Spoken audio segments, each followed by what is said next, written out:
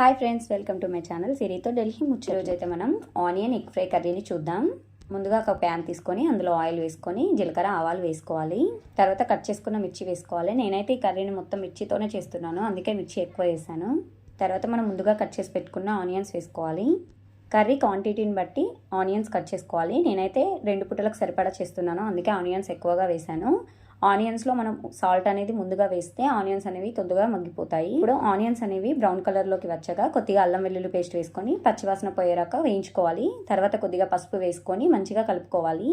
ఇప్పుడు ఇందులో ఎగ్స్ వేసి క్యాప్ పెట్టేసి కొద్దిగా సేపు అలా వదిలేయాలి. ఒక 5 మినిట్స్ తర్వాత ఒకసారి క్యాప్ తీసి కొద్దిగా కలుపుకోవాలి. తర్వాత మళ్ళీ క్యాప్ పెట్టి మంచిగా ఉడకనివ్వాలి. ఇప్పుడు క్యాప్ తీసి కర్రీ మొత్తాన్ని ఒకసారి మంచిగా కలుపుకోవాలి, అడుగు పట్టకుండా.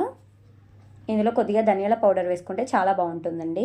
చూసారు కదా, egg fry is ready. Like, share, subscribe.